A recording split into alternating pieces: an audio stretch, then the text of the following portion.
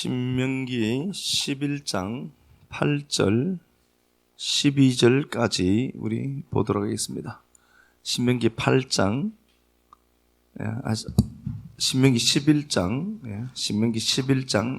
8절에서 12절 말씀 보도록 하겠습니다.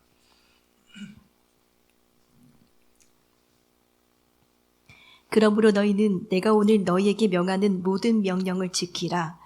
그리하면 너희가 강성할 것이요 너희가 건너가 차지할 땅에 들어가서 그것을 차지할 것이며 또 야훼께서 너희의 조상들에게 맹세하여 그들과 그들의 후손에게 주리라고 하신 땅 곧 젖과 꿀이 흐르는 땅에서 너희의 날이 장구하리라. 네가 들어가 차지하려 하는 땅은 네가 나온 애굽 땅과 같지 아니하니 거기에서는 너희가 파종한 후에 발로 물 대기를 채소밭에 댄과 같이 하였거니와 너희가 건너가서 차지할 땅은 산과 골짜기가 있어서 하늘에서 내리는 비를 흡수하는 땅이요 내 하나님 야훼께서 돌보아 주시는 땅이라. 연초부터 연말까지 내 하나님 야훼의 눈이 항상 그 위에 있느니라. 아멘. 예, 우리 기도하고 말씀 나누도록 하겠습니다.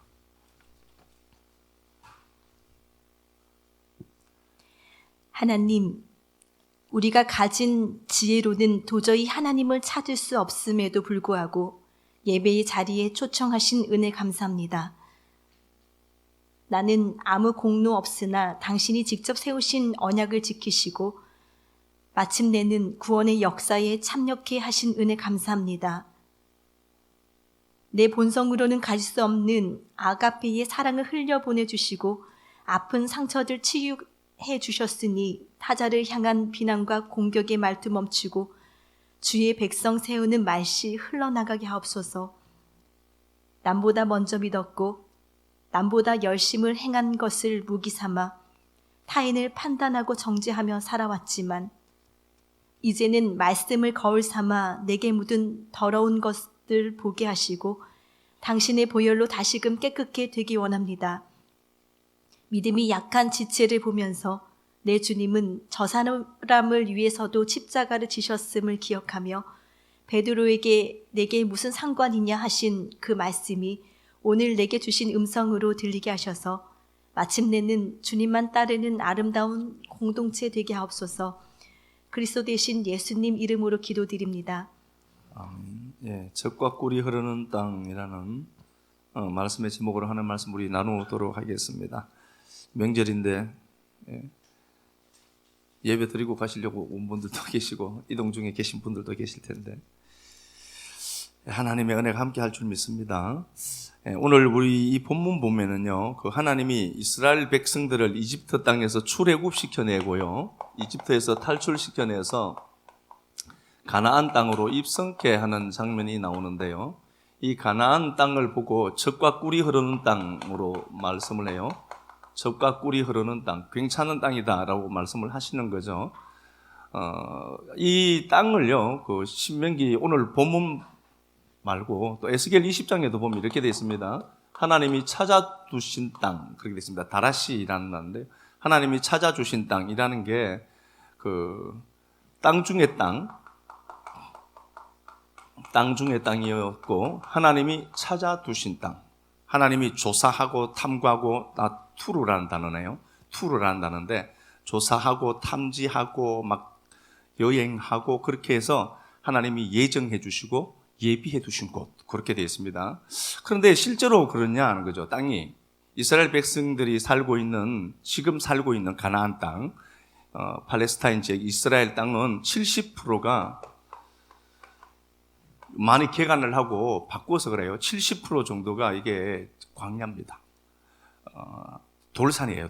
그냥 자갈밭이고, 그리고 30% 정도가 사람이 살 수 있는 땅입니다. 그러니까 하나님이 틀렸든지 이스라엘 백성들이 틀렸든지 이 땅은 그렇게 사람 살기에 좋은 땅은 분명히 아닙니다. 그런데 하나님이 이 땅을 땅 중의 땅이고 내가 찾아둔 땅이다, 그렇게 말씀을 했습니다. 오늘 본문에서도 묘사되는 이 땅을 보면은요, 새초부터 시작부터 연초부터 시작과 연초부터 연말까지 하나님이 돌보신다는 것을 굉장히 강조하십니다. 돌보신다. 하나님의 눈이 돌보신다, 집중하고 있고 하나님의 눈이 그곳을 떠나지 아니할 거야, 이렇게 되어 있습니다. 그런데 이 땅은 신명기 11장 오늘 말씀에서 보면은 하늘에서 물을 흡수해야만 되는 땅입니다. 천수답입니다. 생존이 어디 달렸는가 보니까 하늘에 달려 있다는 겁니다. 하나님이 하늘에서 비를 허락해 주지 않으면 살 수 없는, 생존이 불가한 땅이다. 그러니까 니들이 사는 그 생존은 철저하게 하늘에 매여 있다, 이렇게 되어 있습니다. 그 땅입니다. 근데 이스라엘 백성들 보기에는 이 땅은 그렇게 좋은 땅이 분명히 아닙니다. 그 땅은 분명히 그렇게 좋지 않고 신명기 8장 15절에서 이스라엘 백성들이 지금 광야에 있습니다. 광야에 있는데요, 이 광야를 위험하고 건조한 땅, 간조한 땅, 위험한 곳이다. 이곳은 불뱀과 정갈이 있는 곳이다. 생존이 불가한 땅, 광야에 있습니다. 그런데 이 사람들은 지금 이집트에서 탈출해 나와서요, 가나안 땅을 한 번도 본 적이 없는 사람들입니다. 물론 이제 신명기는 이제 가나안 2세대들이겠지만 어쨌든 출애굽한 당사자들은 이집트 땅만 보았지 가나안 땅은 보지도 못했습니다. 그리고 그들은 지금 현재 있는 위치가 어딘가를 보니까 광야에 있다, 이렇게 되어 있습니다. 신명기 1장 17절 19절에도 보아도 이곳을 크고 두려운 광야로 묘사합니다. 크고 두려운 곳. 예레미야를 통해서는 하나님이 이곳에 파종할 수 없는 땅, 이런 광야 한가운데 있는 이스라엘 백성들은 그 이집트 땅이 그리웠던 겁니다. 그래서 그들은 조금만 시간이 나면은 민수기 11장 14장에서도 본 것처럼요, 한 장관을 세우고 이집트로 돌아가자, 그렇게 되어 있습니다. 이집트로 돌아가자. 지금 당하는 환경과 상황들이 어떻죠? 고통스럽거든요. 지금 내가 피부로 당하는 환경과 상황들이 광야 한가운데 있어서 너무 고통스럽고 힘든 겁니다. 그래서 다시 이집트로 돌아가자. 이집트는 굉장히 살기 좋은 땅이 분명히 맞습니다. 그런데 이스라엘 백성들은 지금 광야에 있고 그들은 지금 가나안 땅을 향해서 한 발짝 한 발짝 걸어가고 있는 상태인데요, 하나님은 그 가나안 땅을 젖과 꿀이 흐르는 땅이라고 했는데 실제로 이스라엘 백성들이 살고 있는 땅이 그렇게 좋은 땅이 아닙니다. 그렇지 않습니다. 물도요, 습해암이어서 이거 잘못 먹으면 또 안 되는 거고요, 배탈 나고, 이런 기가 막힌 땅에 도착했습니다. 그런데 제가 다시 한 번 더 강조해서 말씀드리고 싶은 건요, 11장에서 보니까 11장 11절에 보니까 너희가 건너가서 차지할 땅은 산과 골짜기가 있어서 하늘에서 내리는 비를 흡수하는 땅이다. 분명히 말씀을 하시죠. 10절에 보니까 이집트 땅과 같지 않을 거야. 이집트 땅이 굉장히 좋아요. 그런데 그 땅과는 다르다. 그 땅과는 다른데 니들은 그 가나안 땅에 입성하는 동시에 하늘이 그 땅을 책임지고 그 땅을 하나님이 경영해 가실 것이다. 그렇게 이제 말씀을 하시는 겁니다. 자, 이렇게 보면은 우리가 역사적인 상황을 통해서도 이렇게 보아도 이 땅은 그렇게 좋은 땅이 분명히 아닌 것을 말씀을 드렸고요. 또 이스라엘 백성들은 굉장히 많은 시간들을 고통을 당합니다. 잘 아시죠? 이건 뭐죠? 히틀러에 의해서, 나치 군대에 의해서 600만이 죽고, 그전에도 십자군에 의해서 굉장히 많은 사람들이 죽었습니다. 예수 죽인 장본인이라는 거죠. 그래서 그들이 십자가가 그려진 방패를 들고 십자가가 그려진 그 옷을 입고 이 유대인들을 회당에 가둬두고 거기에 불을 질러서 문 닫고 죽이면서 예수님 찬양이라는 노래를 불렀던 자들이 그 십자군 전쟁에도 굉장히 많은 사람들이 죽었습니다. 그래서 유대인들은 지금도 더하기를 안 쓴다고 하죠. 더하기를 이렇게 써요. 이렇게 십자가라고 안 써요. 그런 유대인들은 아주 싫어하는 겁니다. 십자가라는 그 자체도 싫어하고 더하기도 이렇게 써요. 그러니까 이게 기독교가 잘못되면은요, 골치 아픈 겁니다. 이거요, 진짜요. 네. 어쨌든 자 봐요. 이런 상황 속에 놓여진 지금 이스라엘 백성들, 그리고 이스라엘 백성들에게 하나님은 끝까지 말씀했고 젖과 꿀이 흐르는 땅이라고 했습니다. 그런데 제가 그분 성함은 잘 모르겠는데 초대 이스라엘 초대는 아닌 것 같고 이스라엘 총리가 있었는데 모세가 우리를 끌고 와서 불모지 같은 이곳에 우리를 그냥 버려뒀다라고까지 얘기했던 사람이 있습니다. 근데 이게 사람이 살 수 있는 땅이 그렇게 좋은 땅이 분명히 아닙니다. 그런데 하나님은 젖과 꿀이 흐르는 땅이라는 거예요. 그리고 이스라엘이 1948년에 독립을 하고요. 제일 시급한 게 뭔가를 보니까 에너지 독립, 에너지 자원 확보를 해야 되는 겁니다. 비행기가 한 번 떠는데 항공료가 한 6,000리터가 이상이 들어간단 말입니다. 근데 이스라엘 땅은 주위 사방이 전부 대적이란 말입니다. 비행기가 한 번 떨려고 하면, 전투기가 한 번 떨려면 6,000리터 이상이 들어가는데 그 기름 상당하죠. 그리고 이 이스라엘의 독립을 원치 않았던 아랍 국가들은 기름이 너무 잘 나와요. 그죠? 사우디, 그쪽 지역에는 전부 기름이 다 나오는데 유독스럽게 요 땅만 기름이 안 나와요.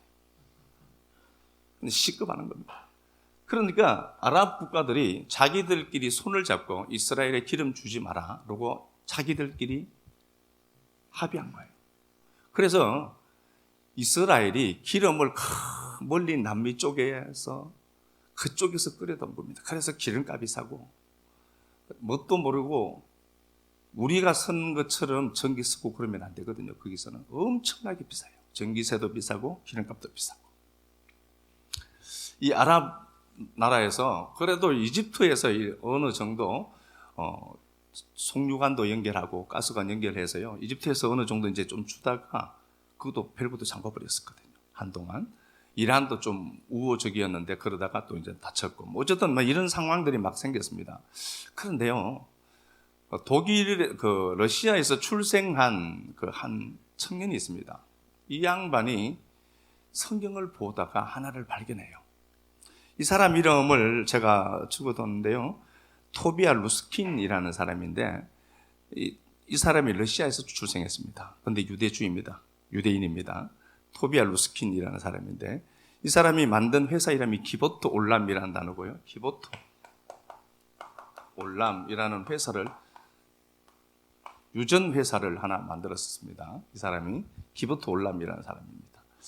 이 사람이 언제 1984년에 본국으로 돌아와요. 1984년에. 우리끼리니까 참 좋긴 좋습니다. 1984년에 알리아예요. 알리아라는 말은 다른 게 아니라 타 지역에서, 타 나라에서 자랐지만 이집트로, 그 본국으로, 유대 땅으로 돌아오는 자들입니다. 지금도요, 우크라이나 전쟁, 그리고 러시아 전쟁을 통해서 하나님이 많은 알리아들이 돌아옵니다. 잡혀있는 공식적인 것만 보아도요, 러시아에서는 4만 명 이상이 돌아왔어요. 이스라엘 땅으로요. 하나님의 시간이 계속해서 흐른다는 게 있죠. 그리고 우크라이나에 있는 그 유대인들 있죠. 그죠? 그들, 우크라이나에 메시아닉 교회가 제일 큰 교회가 그 교회에 있어요. 2,000명 정도 모이는 제일 큰 교회입니다. 예수 믿는 사람들입니다. 유대인들이. 그들이 지금 이스라엘 땅으로 돌아가고 있어요. 한 2만, 공식적으로 2만 2천이라고 하니까 엄청난 수가 지금 돌아가고 있습니다. 이제 그곳에 가야 되죠. 가야 이제 하나님이 이제 끝낼 때가 되니까 그렇겠지만 돌아가고 있습니다. 이 전쟁을 통해서 하나님은 하나님의 목적을 계속해서 이루어가고 있습니다. 자, 어쨌든 봐요. 이 알리아인데 이 사람이 1984년에 알리아예요. 유대인으로, 유대 나라로 자기가 태어나지도 않은 그 나라로 돌아갑니다. 이스라엘 땅으로 돌아가서 이 사람이 신명기 33장 말씀을 읽다가 하나를 발견해요. 한번 가서 보겠습니다. 신명기 33장 19절. 그들이 백성들을 불러 산에 이르게 하고 거기에서 의로운 제사를 드릴 것이며 바다의 풍부한 것과 모래에 감춰진 보배를 흡수하리로다. 예, 모래에 감추인 보배가 있더라. 그것을 흡수할 것이다. 이 말씀에 그가 꽂혔고요. 24절. 아셀에 대하여는 일렀으되 아셀은 아들들 중에 더 복을 받으며 그의 형제에게 기쁨이 되며 그의 발이 기름에 잠길지로다. 예, 그의 발이 기름에 잠길지어다. 이렇게 됐습니다. 1948년에 독립한 그들은 그 에너지가 없습니다. 자원이 없죠. 자원도 없는데 하나님은 젖과 꿀이 흐르는 땅이라고 사기쳤고요.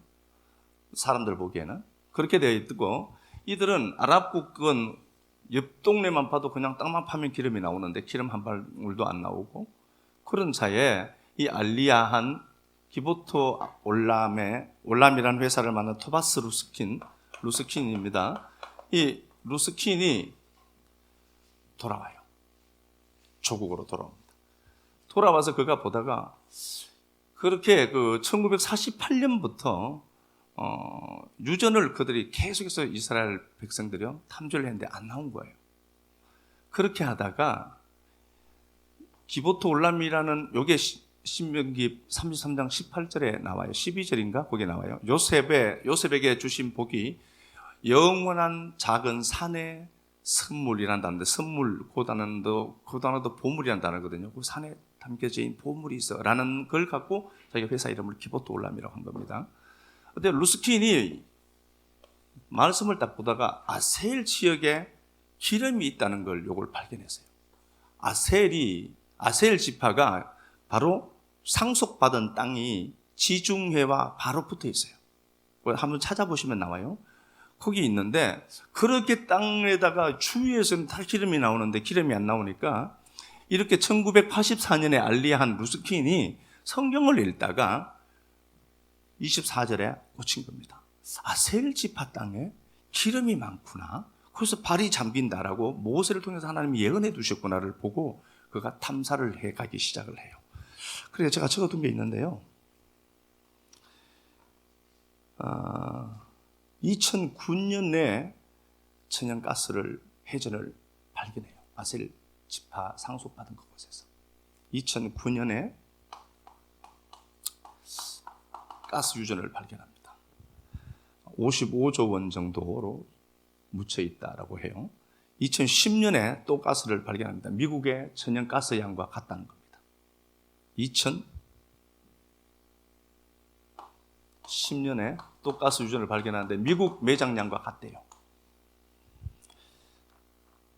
또 보겠습니다. 제가 2013년에 사막 지역 유전에서 기름이 발견되는데요. 2,500억 배럴, 사우디가 2,600억 배럴이고 전 세계 1위거든요.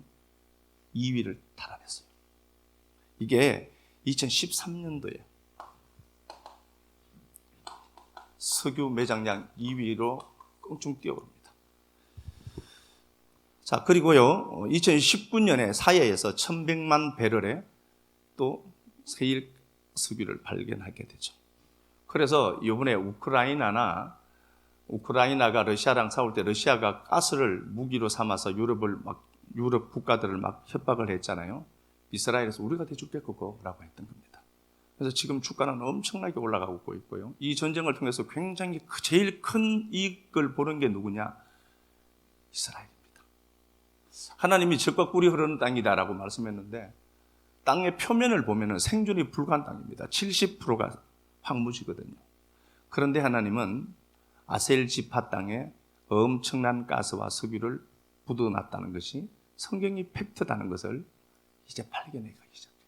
한 사람이 성경을 읽다가 아셀 지파에게 쉐멘이라는 기름이요, 모든 종류의 기름을 얘기하는 거거든요. 하나님이 아셀 지파의 기름, 아셀의 발이 기름에 잠길 거다. 저곳에 기름이 있겠구나. 그렇게 탐사를 했고 결국은 엄청난 매장량이 발견됐습니다. 그죠? 제가 말씀드리고 싶은 건 그겁니다. 하나님의 말씀은 분명히 정확무하고 이 당시 사람들의 눈으로 보면 이건 불모지입니다. 그런데 하나님이 젖과 꿀이 흐르는 땅이고 땅 중에 가장 좋은 땅이다 라고 말씀해 두셨던 것이 이제 현대 기술에 의해서 그 땅이 이보다 더 좋은 땅이 없음이 발견되고 있습니다. 성경을 대하는 우리 태도를 제가 말씀드리고 싶습니다.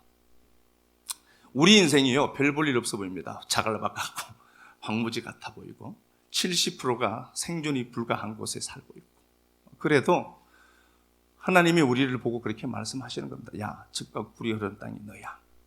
아멘. 표면으로 드러난 것은 생존 불가한 겁니다. 그러나 우리가 꼭 깊이 인식해야 될 것은 오늘 이 자리에서 말씀 듣는 우리는 내 안에 무궁무진한 하나님의 역사가 있는 땅이 내가 맞구나를 여러분들 아셨으면 좋겠습니다.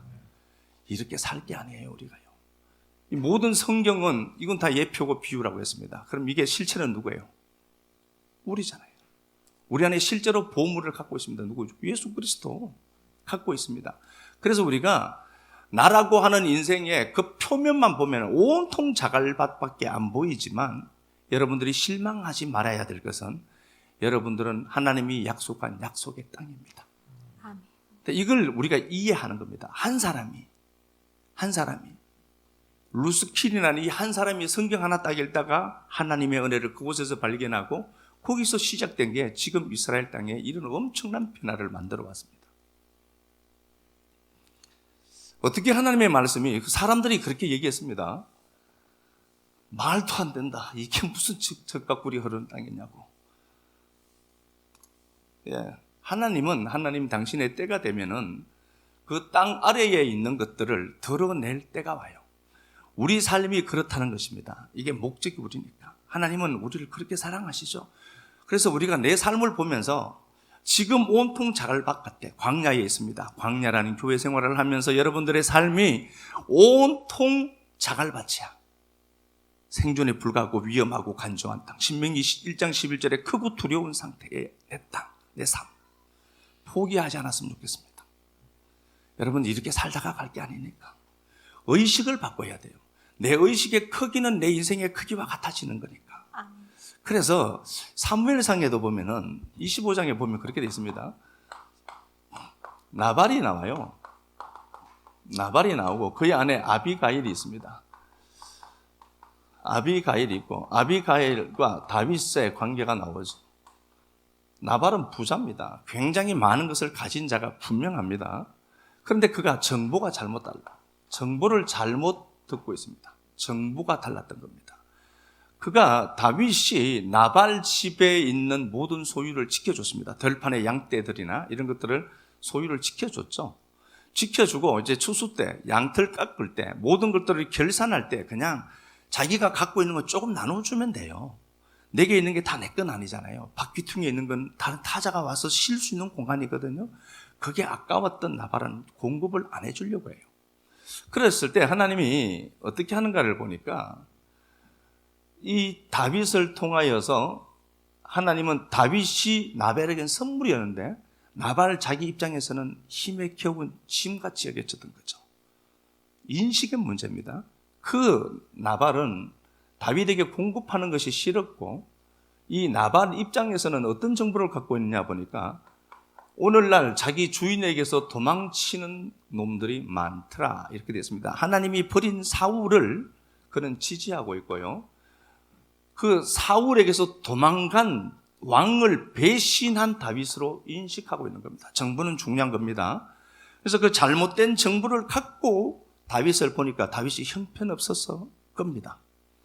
그렇게 해서 그 다윗은 뭐 이렇게 어쨌든 사건들을 아시니까 이렇게 되어 있고 나발은 왕의 장치와 버금가는 잔치를 연회를 베풀고 먹고 마시고 너무 취해 있습니다. 근데 하나님이 그 나발을 죽이기로 작정했고 이 나발이 어떻게 되느냐 보니까 나중에 나발의 마음이 나발이 낙담했다는 단어인데요. 무트, 레프, 케로보. 그러니까 그렇게 되어 있습니다. 다윗의 그 사울이 나발의 마음이 죽었다 이렇게 됐습니다. 제일 중요한 건요. 여러분들의 마음이 죽으면 아무것도 못해요. 여러분들 케로보라고 하는 여러분들 속에 있는 그 마음이 오늘 말씀을 듣고 일어나야 돼요. 명절에. 이 명절에 이것보다 더 좋은 선물이 어디 있겠습니까? 여러분들 죽은 마음이 오늘 말씀을 듣고 아 그렇구나. 사람들 보기에 적과 꿀이 흐르는 땅이래 나를. 이야 웃기네 진짜. 그래도 그 정도 모멸은 참아가는 겁니다. 왜냐? 약속이 있거든. 우리는 약속을 믿고 사는 거지 이성이나 내게 보여진 그 자갈밭 보고 사는 인생이 아니거든요. 그러니까 사람들이 그러죠. 야 내가 약속의 땅이래 적과 꿀이 흐르는데 야 너 보니까 진짜 꿈꾼다. 그래도 여러분들의 마음이 낙담하지 않고 마음이 살아야 돼요. 마음이 죽으니까 나발이 낙담하니 열흘 후에 죽어요. 마음이 무너지면은요 모든 게 끝이 나요. 그래서 여러분들 스스로 오늘 말씀을 듣고 마음을 일으켜야 됩니다. 마음을 일으켜야 하나님이 거기에 역사를 하시니까 그런 거잖아요.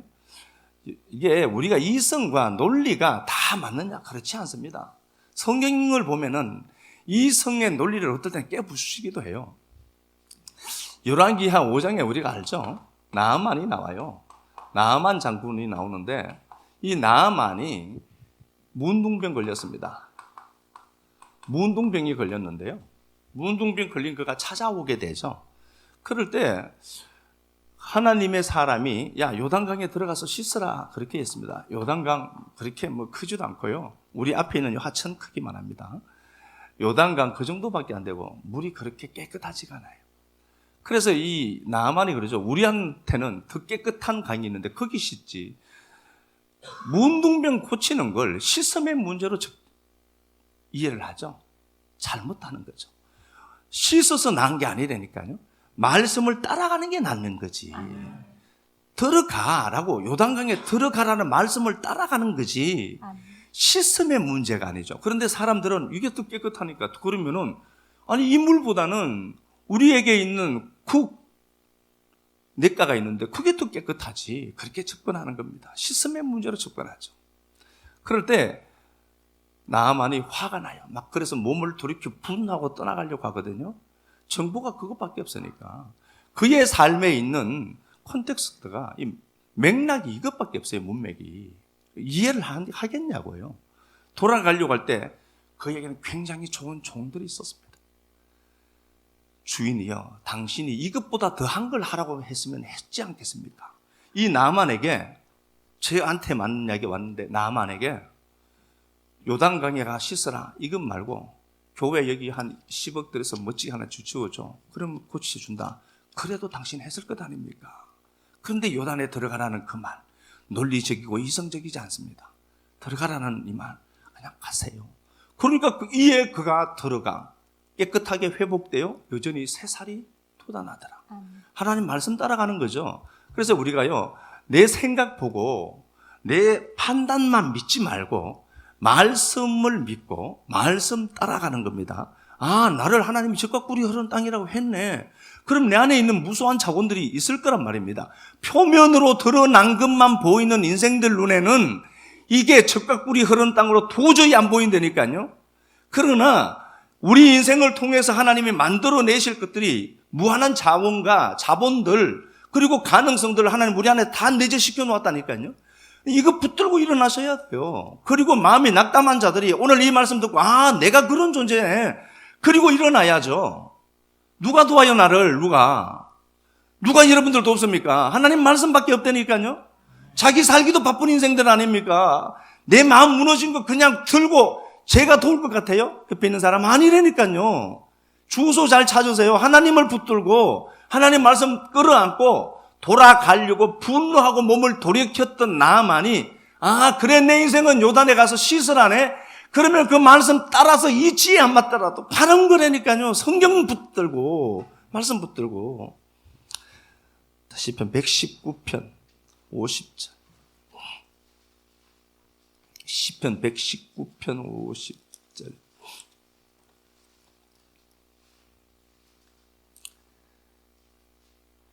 이 말씀은 나의 고난 중의 위로라. 예, 고난 중에 위로가 말씀이래요.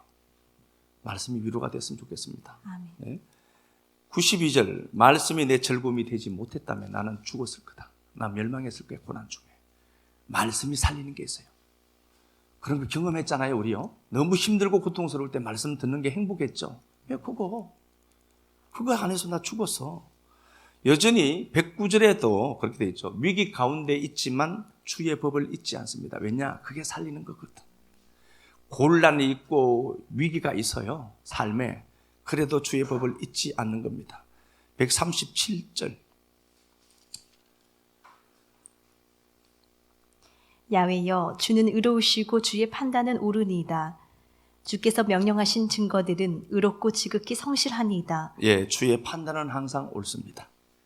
여러분들이 피부로 느끼는 환경보다 주의 말씀이 그러면 그 말씀이 옳습니다. 그래서 그 말씀 붙들고 타자들 눈에 보이는 게 내 인생이 거친 돌 황무지뿐이어도 적과 꿀이 흐르는 땅이라고 말씀하셨으면은 그분은 의도를 갖고 계시고 젖과 꿀이 흐르는 땅으로 만들어 내실 겁니다. 그 하나님 붙들고 명절 편안하게 잘 지내시다가 수요일 날 뵙도록 하겠습니다. 생존마저 위협받는 곳인 그곳, 하나님은 연초부터 연말까지 당신의 눈이 돌보신다라고 약속하신 약속의 말씀의 의미가 오늘날 다시 재해석되어 보게 하셔서 고맙습니다. 사랑하는 내 아버지 하나님, 생존이 불과한 땅처럼 보이는 이 가나안 땅, 끝없이 당신은 우리에게 찾아준 땅이야. 내가 땅 중에 가장 아름다운 땅이다라고 말씀하신 아버지 하나님, 우리 삶 보니까 여전히 버려진 것 같고 황무지 천지인 것 같고 생존이 불가한 인생 같아 보입니다. 그럼에도 불구하고 하나님, 당신은 우리를 향해서 땅 중에 가장 좋은 땅이 너고 내가 그토록 찾아둔 땅이 너야라고 말씀하여 주신 약속의 의미를 오늘 역사 속 이스라엘 통해서 다시 볼 수 있는 눈 열어주셔서 고맙습니다. 이 말씀 실제되도록 도와주시고 거칠고 투박한 인생처럼 보이지만 우리 안에 성공의 재료가 있고 우리 안에 모든 것들이 회복되어져 있음을 믿고 그저 우리 이승과 충돌하더라도 말씀 붙들고 요단으로 내려갈 수 있는 용기를 가진 자들 많아지도록 은혜 베풀어 주옵소서.